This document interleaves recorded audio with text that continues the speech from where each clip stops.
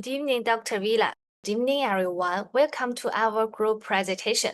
I'm Chunxiao. Our group including Linghui, Xueyuan, Jiarubing, and Chen Dian. Today, we will explore the tension-filled topic of gender, sexuality, and religion. In global culture, the interaction of these three factors not only constructs personal identity and social norms, but also reflects the boundaries of social inclusion through tensions. What happens when bodies, beliefs, and boundaries collide?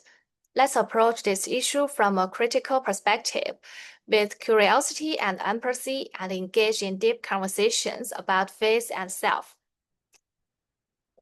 This is the catalog of our group presentation today. By engaging with 4 academic articles and 1 queer theology book named The Queer God by Marcella Althaus-Reid, we will examine how identity and faith collide, reconstruct, and the critical insights they offer for liberation. As for me, I will first introduce the background, deconstruct the key concepts, propose our research questions, and introduce the theories of Foucault, Butler, and the queer God to connect the 4 articles. Secondly, our group members were invited to analyze the literature for which they were responsible. Then I will combine theory and case studies to critically summarize and present the current global changes and breakthroughs of the younger generation. Finally, I will discuss possibility for reconciliation between religion and gender or sexuality. Religion is not only just a belief system, but also a cultural and political tool. It shapes gender and sexual norms. In society, religion intersects with gender and sexuality in conflict and integration. In Turkey, traditional religious restrictions on women's dress and occupations clash with secular ideals of gender equality, while the rejection of non-heterosexuality sparks debates that reflect conflicting values. However, some religious groups now accept gender equality and empower women in religious roles, a sign of the mutual accommodation of religious and secular values. The queer gods criticize the binary framework of traditional religions, sacred versus secular, normal versus abnormal, male versus female, which excludes gender and sexual diversity. This book calls for dismantling these oppositions and reimagining religion as inclusive of all identities, providing us with a critical perspective. First, we need to clarify a few core concepts to avoid falling into the conceptual fog.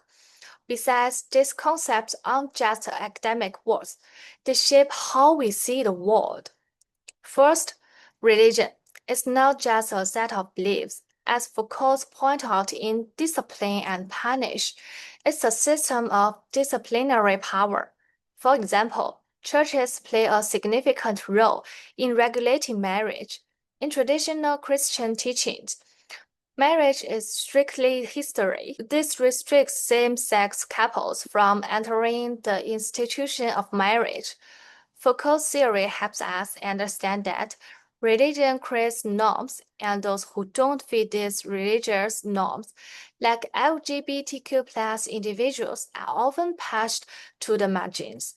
Moving on to the gender and sexuality, Judith Butler's theory of gender performativity revolutionized our understanding. Gender isn't something we are born with. Instead, it's a cultural performance. We can see this in how girls are socialized. From a young age, they are taught to be nurturing and submissive, like being encouraged to play with dolls and behave in a feminine manner.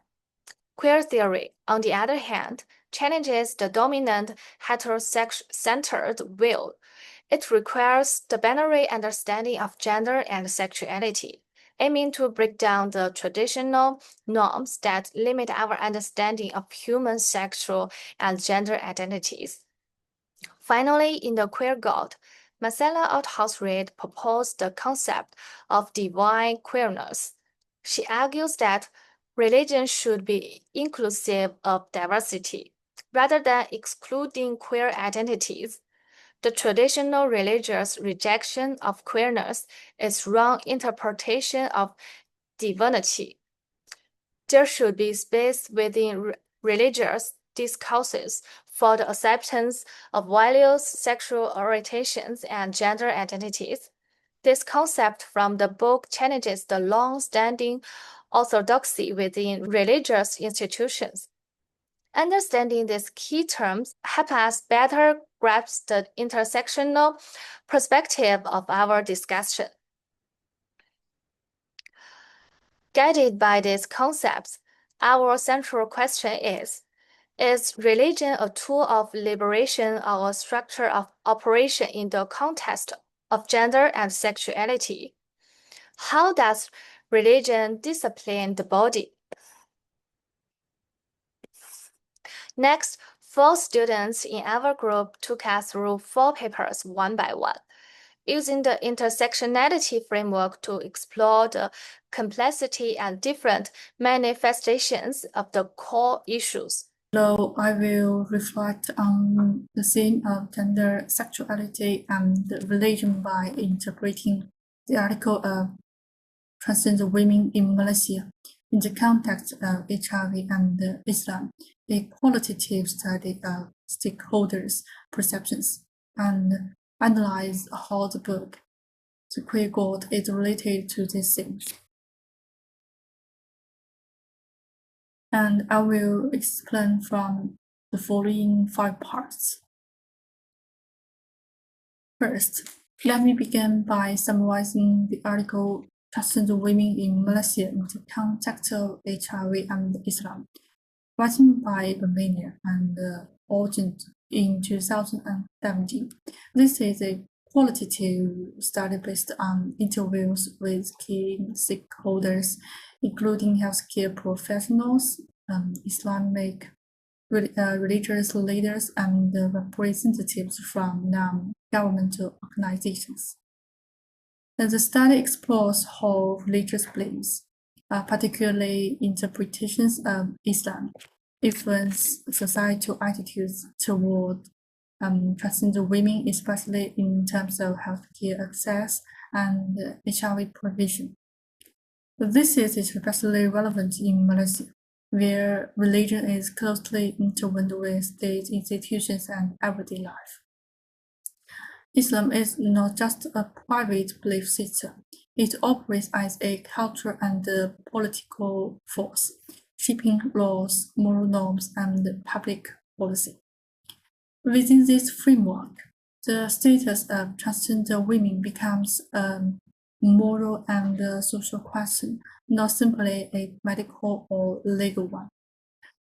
The findings are quite concerning.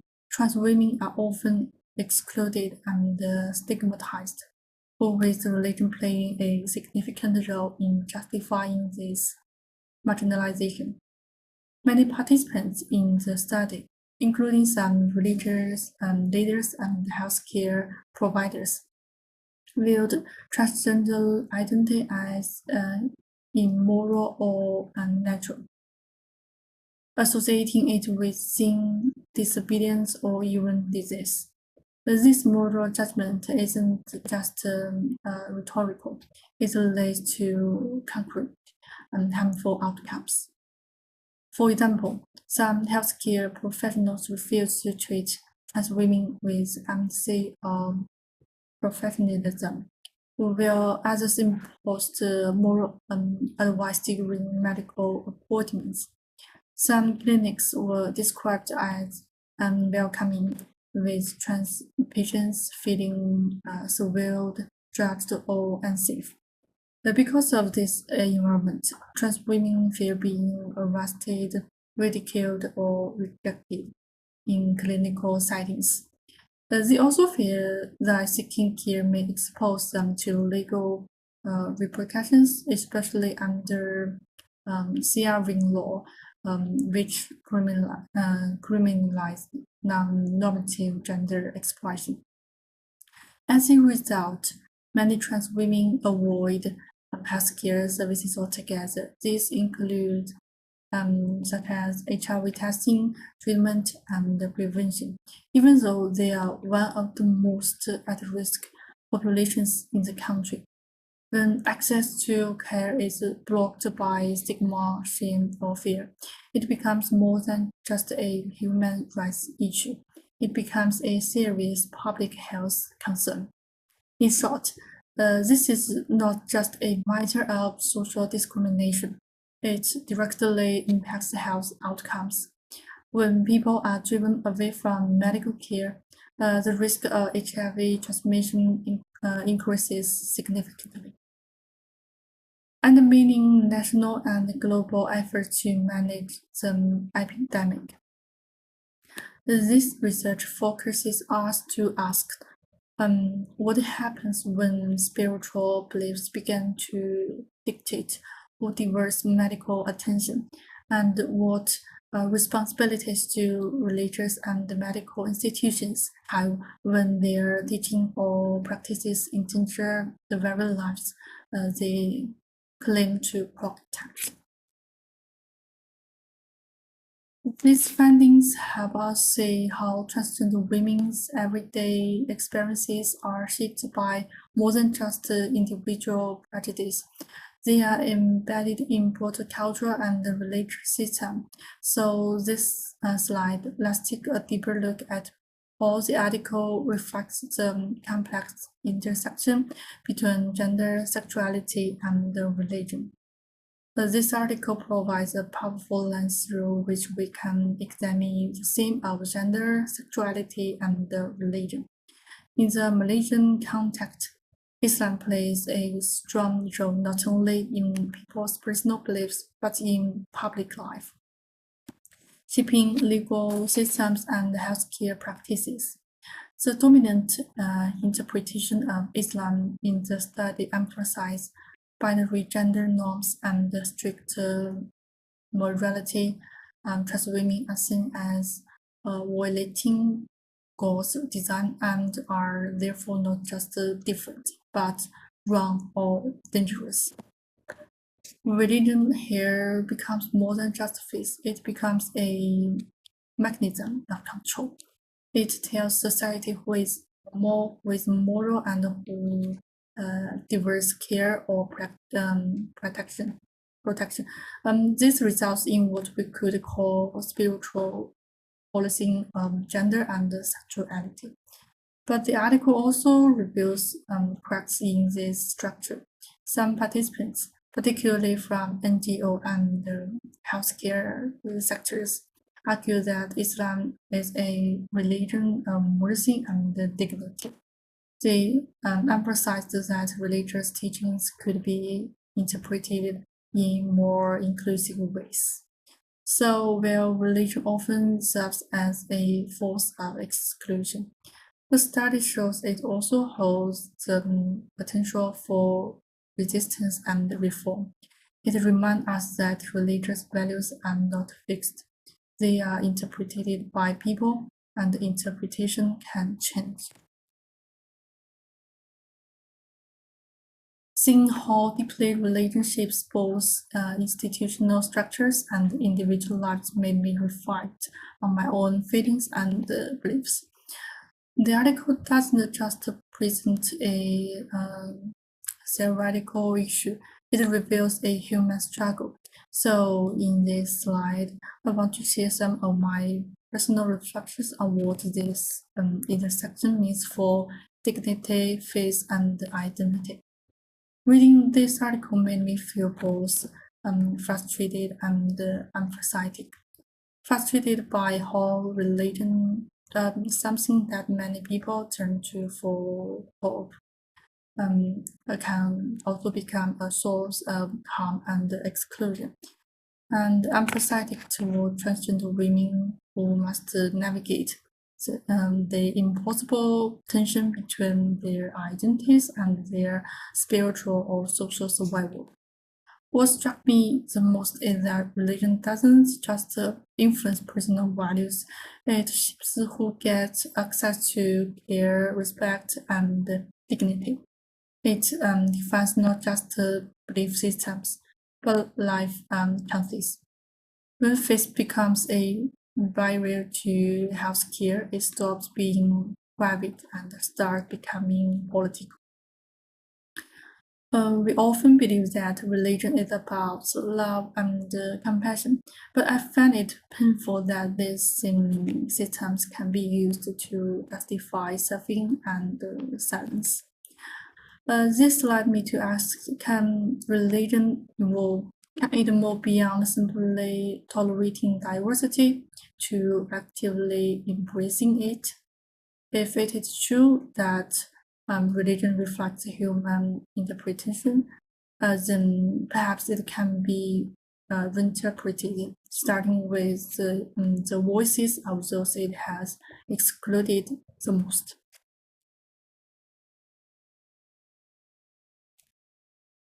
These reflections left me wondering if religion can cause harm through exclusion. Can it also become a tool for healing? To help make sense of these ideas, our group turned to Masala All-Sorcery's book, The Queer God. This work offers a radically different view of religion, one that does not ask queer people to change, but asks the religion itself to change. All-Sorcery argues that Christian theology has long excluded non-heterosexual, non-male, and non-Western people from its imagination of the divine. She says we must queer God not to distort faith, but to recover it from systems that use purity and morality as tools of exclusion. She presents a God who is not found in moral superiority or institutional respectability, but in the struggles and joys of marginalized lives. In her view, queerness is not something to reconcile with religion. It is a holy expression in itself. If we put this in dialogue with the Malaysian study, we see two very different uses of religion, one to exclude and the other to liberate, where the Malaysian stakeholders use faith to draw lines, and also uses it to break them.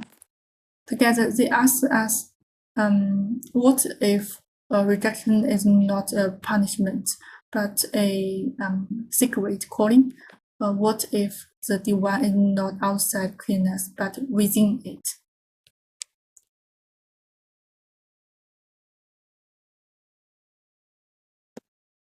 Also, read theology challenges us to rethink what is considered secret and who gets to belong in spiritual spaces.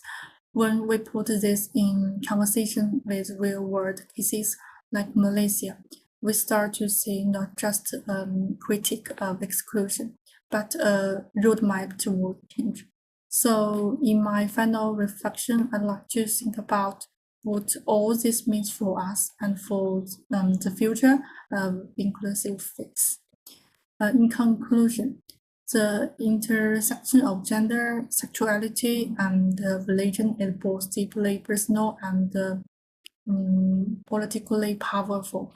The Malaysian case study shows us how religion can be weaponized to marginalize,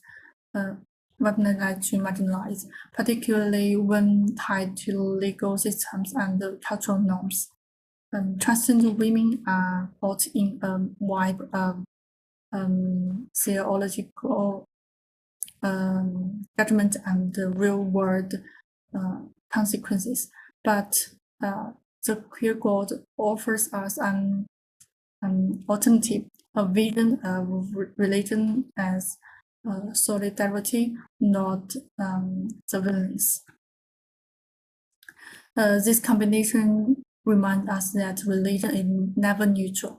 It has the power to heal or to harm, to affirm or to erase. And it is up to us and our communities to choose what kind of faith we will practice and support. For religion to be just, it must listen not just to doctrine or tradition, but to the lived experiences of those who have been pushed out, because inclusion is not a gift from above, it's a transformation from below. Okay, that's all. Thank you. And that's in my part. Now let the other members of our group continue to explain.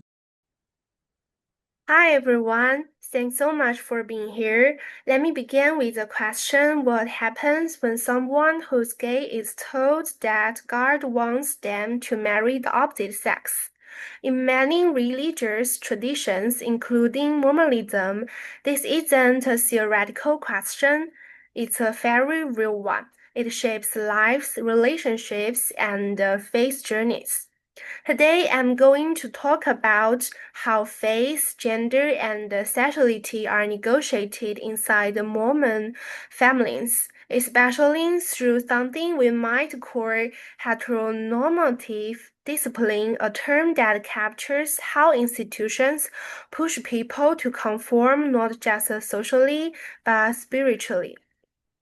This presentation draws on the 2018 study by Linghui and Harker, which focuses on people in mixed orientation marriages, that is, marriages between a straight partner and someone who is gay, lesbian, or bisexual, often encouraged by religious beliefs. I also bring in Marcella author's Raise the Queer Guard, which helps us radically rethink what counts as guilt and whose spiritual lives are considered legitimate. And here is the content. I will divide it into 8 parts. To understand how these marriages happen, we need to look at the theological and cultural background of the LDS Church. Mormon doctrine teaches that families are internal and that heterosexual marriage is the only legitimate model. In 1995, the church issued the family a proclamation to the world which clearly defines marriage as between a man and women. In this framework, the family becomes not just a personal relationship but a spiritual structure that reflects obedience to God. Some sex attraction, but contrast is not recognized as a finite identity, but is often framed as a temptation, a trial to be overcome. So when queer individuals are encouraged to enter heterosexual marriages, it's not framed as deception, but as an act of faith. And this is the context in which mixed orientation marriages emerge as a compromise between one's internal identity and external religious expectations. Then let's look at research questions. Linghui and Harker set out to explore 2 core questions. The first one is, how do Mormon individuals in mixed orientation marriages navigate the intersections of faith, gender, and sexuality? And the second question is, how does the family function not just as a social unit, but as a mechanism of religious discipline? These questions are important because they highlight how personal lives are shaped by theological frameworks. Marriage in this case isn't just about love, it becomes a site where obedience, silence, and sacrifice are tested. To unpack this dynamic, the study draws on 3 theoretical perspectives.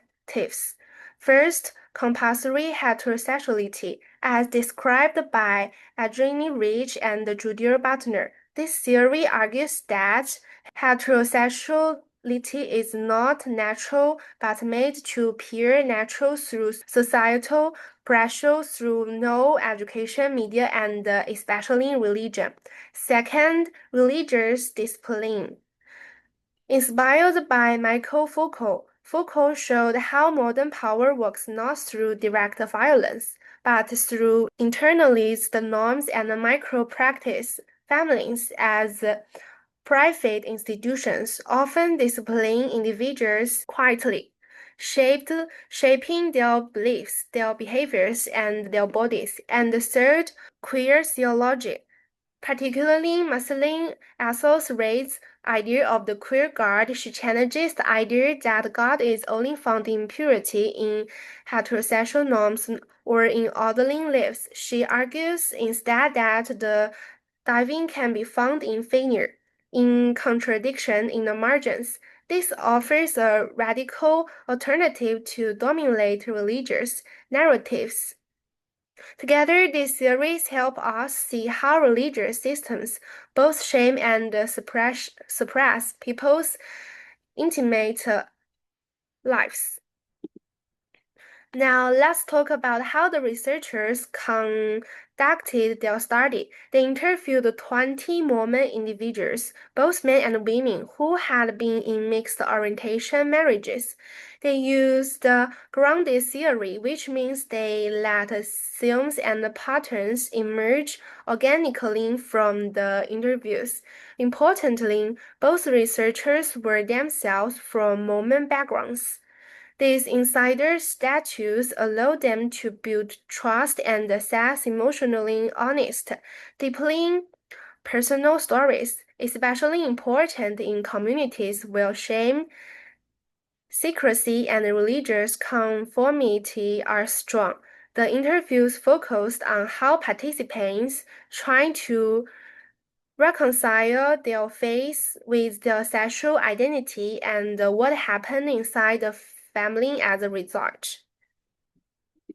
So, what did they find? The first major theme was shame and suppression. Participants often described the same-sex desire as something sinful, something that needed to be disciplined.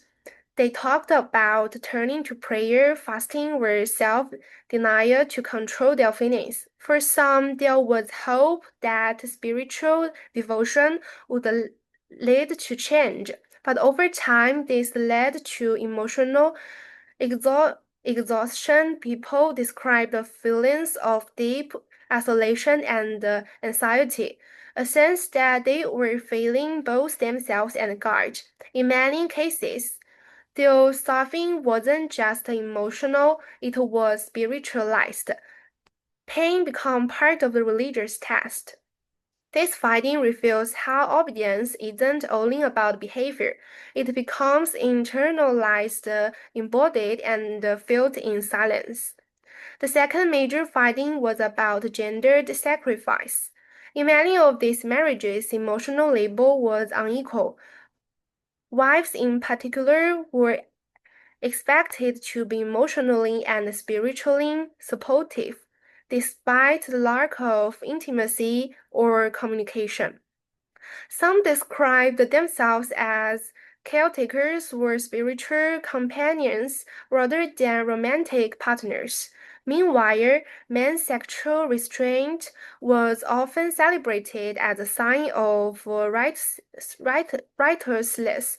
Their silence and emotional distance were framed as spiritual strengths. So while both partners suffered the burden of maintaining the marriage, holding it together in the face of spiritual conflict often felt more heavily on women. This reflects not just heteronormativity, but deeply patriarchal religious expectations. At this point, it's important to bring in Marcella Elsos Reid and her queer theology. In the queer guard, she said something simple by revolutionary God is not necessarily heterosexual. She challenges the idea that spiritual truth only lives in purity in traditional families were in male authority. She says that divinity can also be found in contradiction, in brokenness, in queer desire. That struggle is not the opposite of holiness, it can be a form of it. In this view, mixed orientation marriages are not just stories of failure, they are scaled sides of tension, resistance, and survival. So, what does this all mean? Legursky and Harker show that in Mormonism, the family is not just about love, it's a site of spiritual testing. Heterosexual marriage becomes a moral achievement, but it can also become a source of suffering. Authors Reid invites us to rethink how counts as guilt. She challenges the idea that only order is holy. Through her lens, we can begin to see doubt, desire, and differences as spiritual truths. This combination of social research and radical theology opens up new ways of understanding faith, not as something that suppresses identity, but as something that might be transformed through it. To wrap up, I hope this presentation has shown that faith, gender, and sexuality are not separate spheres. They are deeply entangled, especially inside religious families. Mixed orientation marriages highlight this entanglement in painful and powerful ways. They show us how people navigate between obedience and authenticity, between belief and embodiment. But queer theology helps us imagine another way. It helps us ask what would a more honest, more inclusive spiritually look like? What happens if we start from the margins, not the center? Here's the reference. Thank you so much for listening. I'd love to hear your question or source. Hello everyone. Next, I will talk about something about the intersectionality of gender, sexuality, and religion, novelties and continuities in Turkey during the AKP era based on Neil Matlua. And there are 7 parts of my presentation. Part 1 is introduction and research focus. The article argued that gender and sexuality are not distractions from politics, but tools used to reshape the secular religious divide and promote new national values. Matlua uses a feminist and intersectional approach to examine 3 key areas: LGBTQ rights, women's reproductive rights, and the construction of ideal and other identities. And part 2 is the historical background. To understand the AKP's policies, we need to consider Turkey's earlier political history. The divide between the secularism and Islam has deep roots, beginning with the late Ottoman Empire and continuing with the founding of the Republic under Mustafa Kemal Ataturk. Secularism, or laicism, was enforced as a top-down ideology by the Kemalist elite. Women were positioned as symbols of this modernization, educated, unveiled, and modern, yet largely asexual. Their bodies were used as representations of national progress. But they were also controlled by the state through laws and social expectations. For instance, via state feminism, that focus on national motherhood rather than individual rights. Even during the secular era, women's rights were conditional and shaped by demographic and nationalist goals. Part 3 is the key cases, and there are 3 key cases. First one is the LGBTI rights and the illusion of pluralism. Initially, the AKP presented itself as pro-EU and democratic. Erdogan even claimed to support the protection of homosexual rights. However, this was a pragmatic move. By the 2010s, the discourse shifted. LGBTQ identities were framed as threats to Turkish Muslim family values. Pride marches were banned. Government officials and religious leaders openly used homophobic rhetoric. The shift from tolerance to suppression illustrates how the AKP leveraged LGBTI issues to align itself with conservative and religious nationalism. And the second case is the ethnicized women's bodies and reproduction. Women's reproductive rights became a biopolitical battleground. Erdogan called for women to have at least 3 children to preserve the Turkish nation. The Ministry of Women's Affairs was renamed the Ministry of Family and Social Policy, symbolizing a shift away from individual rights to family-based rules. Even more disturbingly, Erdogan quoted abortion with the Rubeski massacre, where 34 Kurdish civilians were killed. This rhetorical move linked women's reproductive choices to national honor and ethnicity. Although abortion remains technically legal, it became practically inaccessible in public hospitals. And the second case is the ideal versus other women and men. During and after the 2013 Gaza uprising, Erdogan framed the conflict as one between a headcraft-wearing mother and secular violent Gaza protesters. The false Kabata story, which claimed that such a mother was attacked by topless men, became a symbolic turning point. This binary constructed religious women as pure and victimized, and secular men as immoral aggressors. At the same time, feminists were targeted as enemies of the family and religion.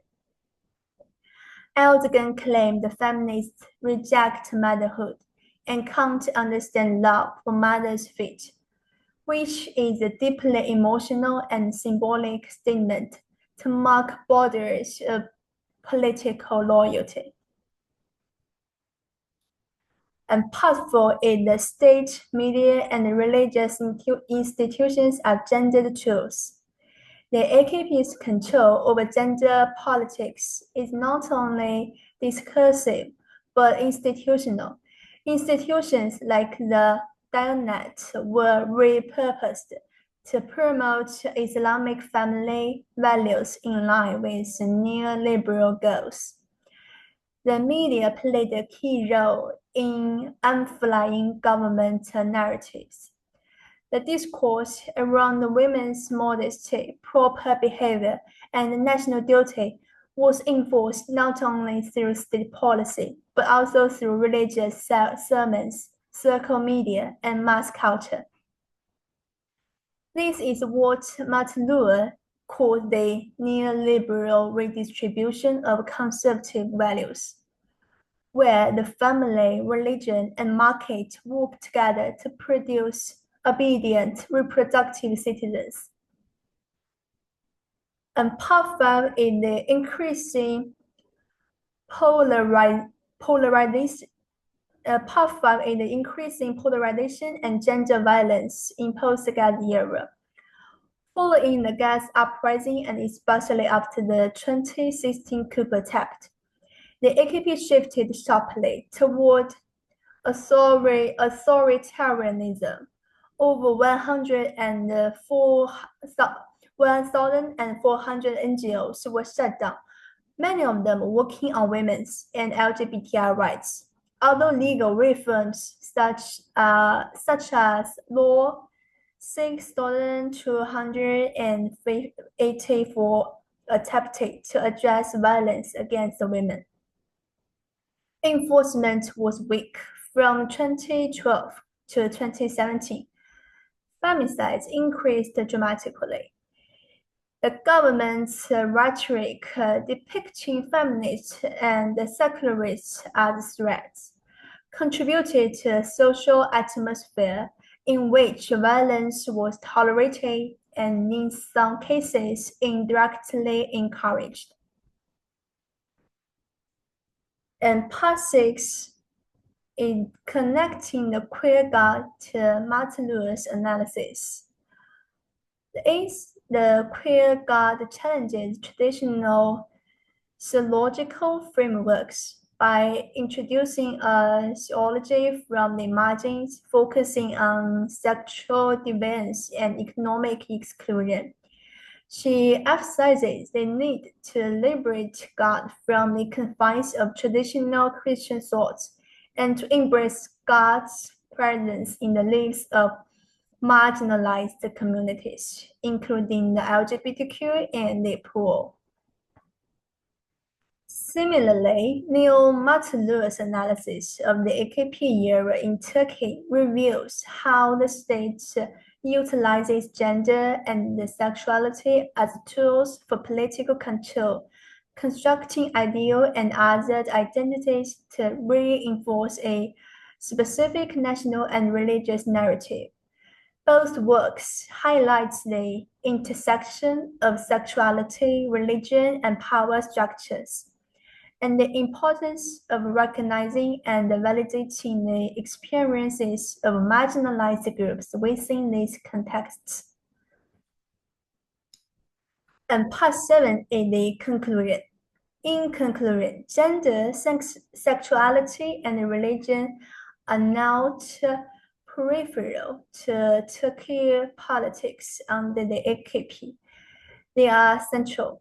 The AKP redefined the secular religious divide through moralized, sexualized, and gendered symbols. Unlike earlier state feminism, it silenced the sexuality.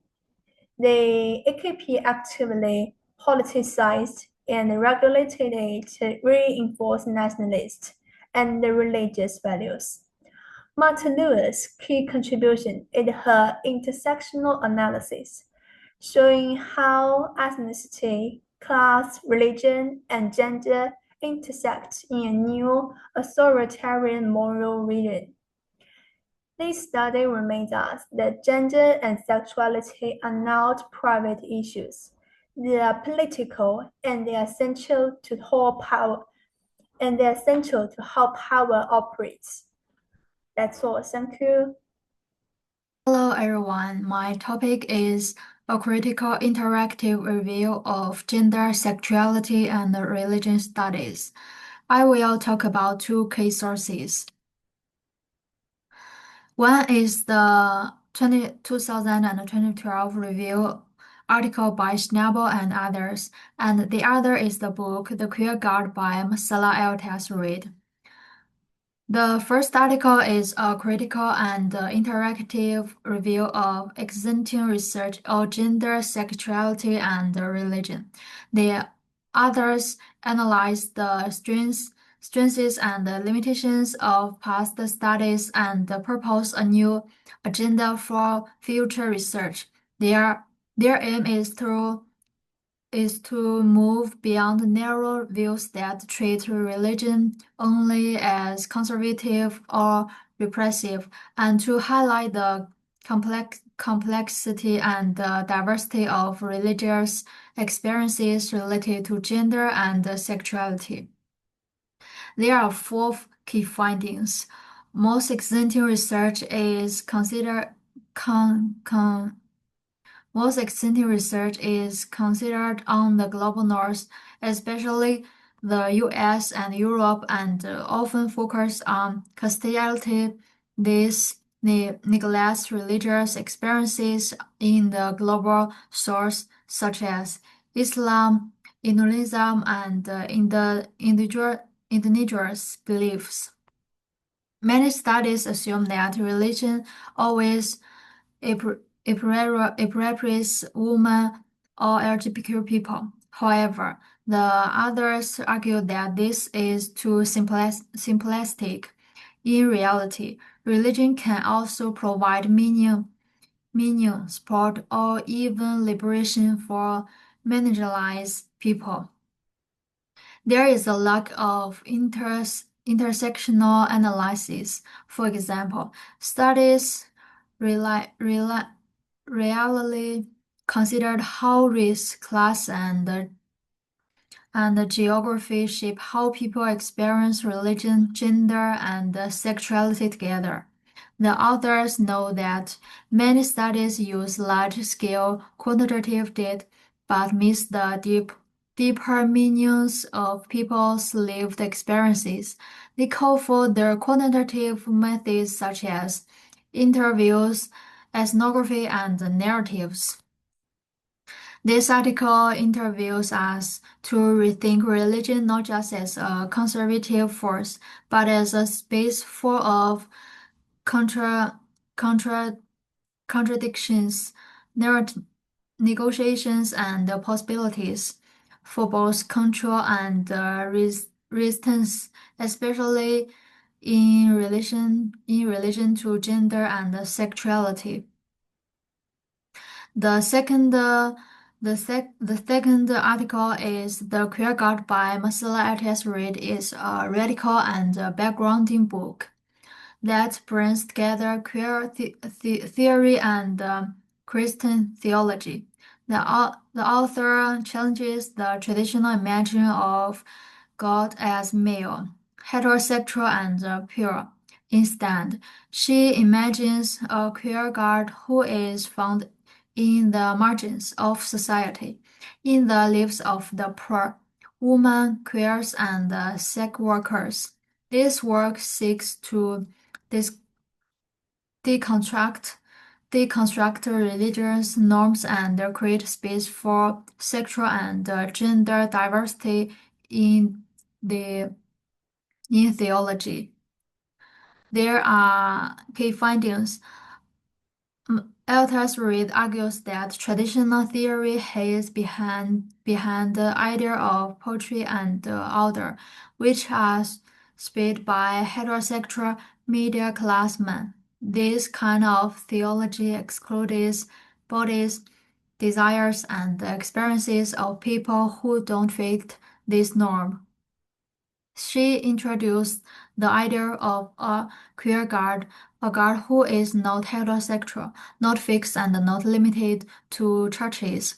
The God is found in non-normative place, on the streets, in queer relationship, in poverty and desire. In her view, sexuality and gender are not spirit from theology. They are essential to how we understand God. She believes God speaks through the sexual, the erotic, and the queer. Authors read question the strict boundaries between sacred and profane. She claims that God is not only in churches or rituals, but also present in the dirty or forbidden place that religion tries to hide.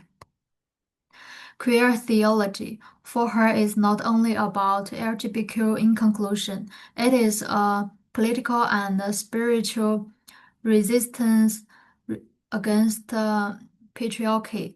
capitalism and colonialism. In religion, it is about revolting theology from the margins. So, the queer God is a powerful challenge to traditional ideas of gender, sexuality, and religion. It argues that the theology theology must listen to the voice of the marginalized queer people, women, the poor, and accept desire and difference as sacred. The next is the relationship between gender, sexuality, and religion in two key texts. Schnabel explained that religion is often used to define gender roles and sexual norms. For example, many religious communities teach that men should be leaders and women should be submissive. LGBTQ people are often excluded or sensed in religious spaces. However, both texts show that religion is not always repressive. Authors Reed sees religion as a place where new meanings about gender and sexuality can be created. She queers religion by imagining a God who is not heterosexual and not male. Both texts stress that gender and sexuality are not outside religion. They are part of how people live and experience their feels. Schnabel called for more research on how people of different genders and sexual identities pre- pre- practice religion. Elders Reed argues that theology must start from the margins, from the lives of queer, poor, and non-Western people. Schnabel similarly asks scholars to stop forcing only Christianity in the global north and explore the diverse religious settings. So these two tests show that gender, sexuality, and religion are not separate topics. They are deeply connected. Religion shapes how people think about gender and sexuality, but people also reshape religion through their gendered and sexual experiences. A critical start of religion must listen to marginalized voice and explore new ways of imagining the divine. So both texts remind us that religion is not always negative for women and LGBTQ people. It can be a space of exclusion, but also a space of resistance and creativity. We must avoid rethinking of religion as only conservative or only liberating. It is both. Gender and sexuality are not outside religion. They are deeply part of it. How people understand God, morality, family, and identity is shaped by their gender and sexual experience.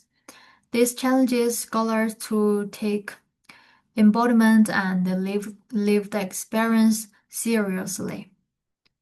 Both texts call for dissenting traditional Western heterosexual views in religion studies. The future of this field should include queer, global south, feminist, and decolonial perspectives. Schnabel stressed the need for interdisciplinary work, combining sociology, gender studies, and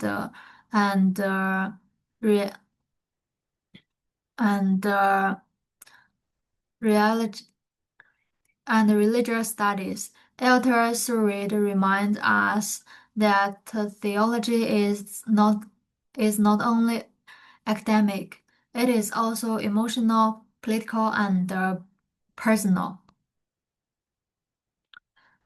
To understand the complex relationship between gender, sexuality, and religion, we must listen to the voice from the margins. By doing so, we do not only make religion more inclusive, we also make research more honest, more human, and more just. So thank you for your listen and thank you for your ability to listen, which is itself a power to change the world. Thank you for the insightful sharing from our group members. The 4 articles explore the tensions between religion and gender or sexuality across contexts. Malaysian transgender women marginalized by religious stigma. Mormon couples navigating tradition and truth. Turkey's AKP using religion to control women's bodies. And U.S. conservative Christianity drawing gender boundaries. In conjunction with the queer God, we were able to study 2 core questions. Is religion a tool of liberation or oppression? The answer is dualistic. When religion is tied to power, it becomes a tool of discipline. But when marginalized groups resist or interpret faith with the help of queer theology, liberation may emerge. How does religion discipline bodies? By codifying gender binaries as divine, punishing deviant bodies through law and inducing internalized self-doubt mechanisms that embody Foucault's religious disciplinary power. From the dialogue between literature and theory, we have 2 critical insights. The conflict between religion and diversity is essentially the fear of power over uncertainty.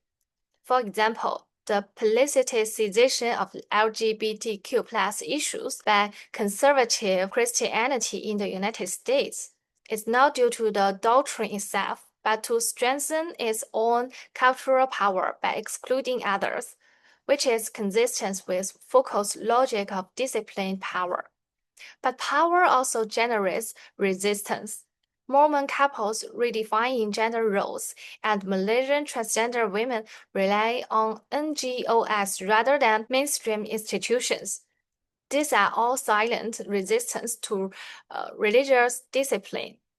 As Foucault's side, power is not only repression, but also inspires creative space for resistance. Gaps remain in the literature. How do non-Christian religions like Buddhism or Hinduism engage with gender diversity? This remains underexplored. What about progressive religious voices? Here are some young Muslim women in Turkey who are using the ideals of equality in the Quran to challenge the conservative policy of the AKP. The queer God reminds us that divinity is not the preserve of religious authorities. Malaysian transgender women assert themselves in the face of discrimination. Mormon queers seek identity through non-traditional marriage. And these marginal narratives themselves redefine sacredness. Globally, conversations around gender, sexuality, and religion are undergoing a profound shift. While more religious communities are embracing inclusivity, challenges persist. Let's explore these inviting landscapes. First, the Nordic demonstrate the power of religious progress. The Swedish Church has blessed same-sex marriage since 2009, explicitly stating that love aligns with God's will, marking the formal acceptance of diversified sexualities by religious institutions. According to research by the Pew Research Center, there are significant differences in support of same-sex marriage across the globe. For example, in the United States, a 2023 survey revealed that about 55% of Christians support support legalized same-sex marriage compared to 44%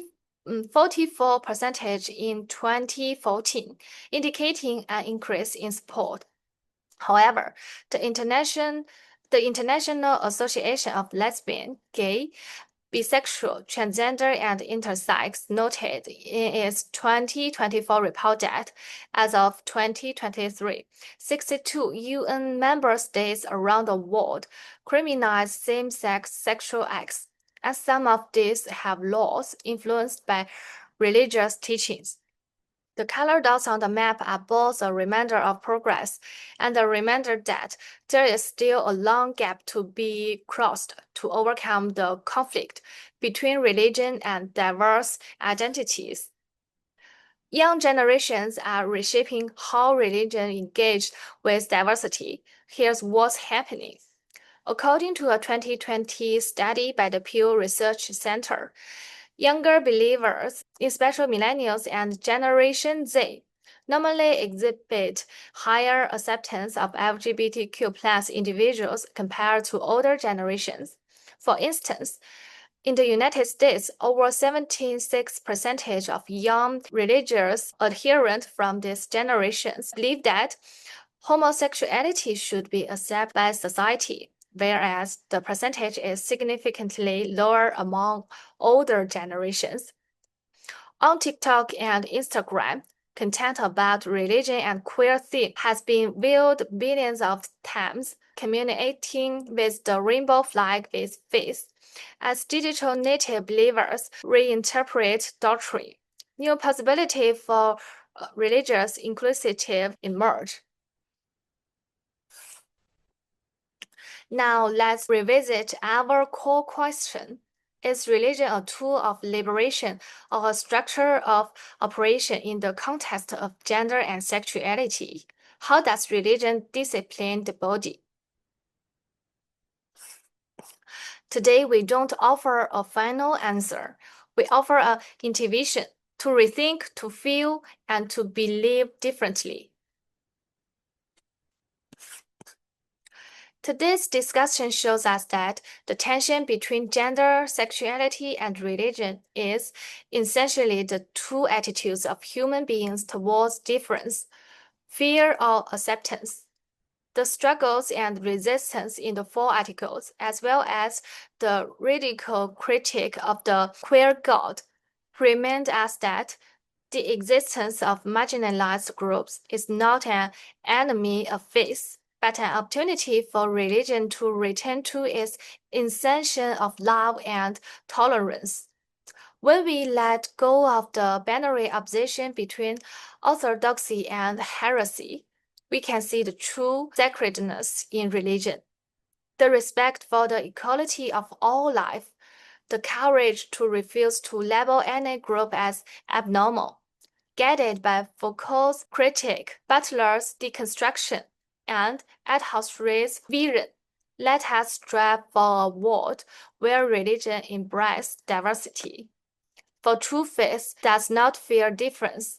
It celebrates the full spectrum of human possibility. Thank you for your listening.